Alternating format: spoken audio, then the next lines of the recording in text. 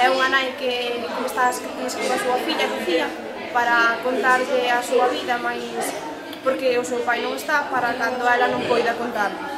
Conta como coñeceu ao seu pai e como xuntos se meten no mundo das drogas e tamén como consiguen sair a axuda dos pais dela.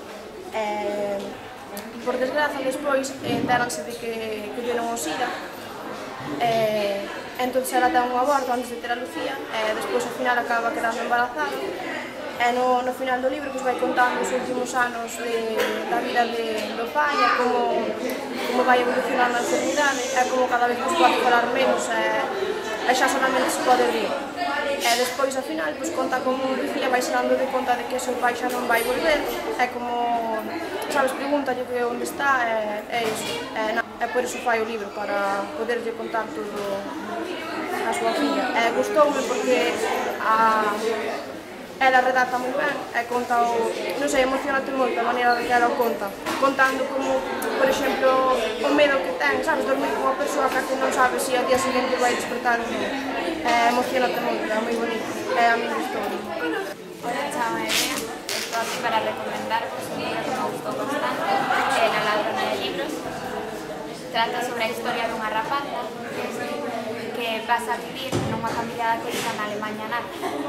Conta como desde pequena ela empeza a descubrir o valor da amizade, aprende a ler o gusto polos libros, ata acabar roubando de libros aos seus veciños ou aos principais cargos. É unha historia que a mí me gustou bastante, recomendo. Chámome Eva e quería recomendar este libro, titúlase Rebeldes, de Susan Hinton. O seu protagonista é Bonnie Boy, un neno que vive nunha zona marginal dunha cidade, pertence a unha banda, así máis ben pobre, conta a historia de como esas bandas se van enfrentando a outras de clase máis alta. É un libro que recomendaría para adolescentes, para xente da miña idade, xa que fala de temas dos que a nos nos gustan, como a amizade, como o amor, como a violencia, o marxismo. Recomendarío porque, sobre todo ao final do libro, pois produce nos emocións, incluso sentimentos. É un libro bastante bonito e que entretido e recomendaría para todos. Ola, eu quero recomendar este libro de Paulo Coelho, O alquimista, que conta a historia de Santiago, un pastor que vive na Península Ibérica e que decide deixar todo por un soño, neste caso é ir a buscar o tesouro ás pirámides de Egipto.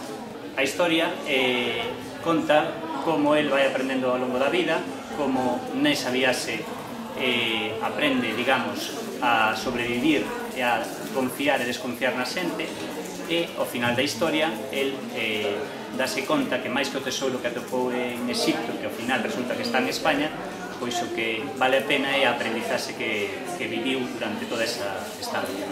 Entón é un libro moi recomendable porque non só é unha historia, senón que é tamén unha maneira de enfrentarse á vida e de coñecer aquelas cousas boas e malas que ten.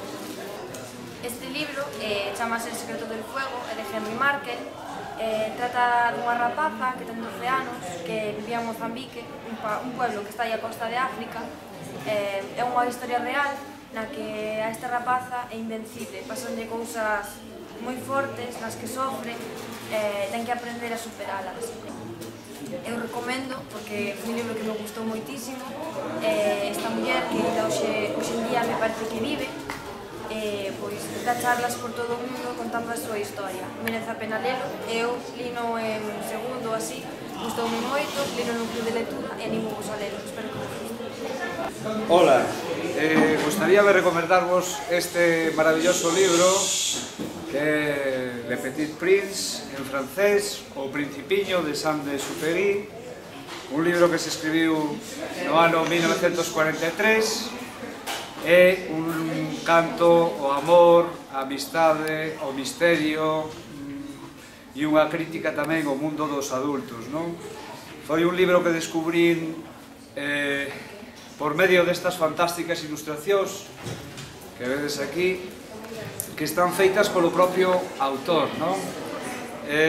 Bueno, foi un home con fantasía, un escritor que que tamén foi piloto de aeroplanos e pioneiro da aviación. A historia do Principiño é a historia dunha búsqueda, dun principiño que vive nun asteroide, o asteroide P612. Ese asteroide, o único que ten son 3 volcáns, 2 activos, un inactivo, unha rosa, e nel vive o Principiño, pero decide un día emprender un viaxe interplanetario polos diferentes planetas e, bueno, pois ao final recala na Terra. Aquí tedes o planeta do Principiño, recala na Terra, que é o 7º planeta, despois de atoparse con un rei que quere reinar o universo e que o quere convertir no seu vasallo. El prefire a liberdade, atópase tamén a un vanidoso, atópase noutro dos planetas a un borrachuzas, atópase noutro a un home de negocios que quere vender as estrelas e, finalmente, atópase o faroleiro, que é o único que ten unha profesión útil para o Principiño. E, ao final, acaba recalando na Terra, no deserto do Sahara.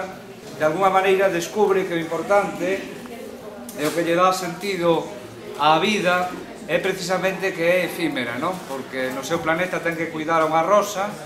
A rosa xa non é a única que hai no planeta, porque existen moitas máis na Terra.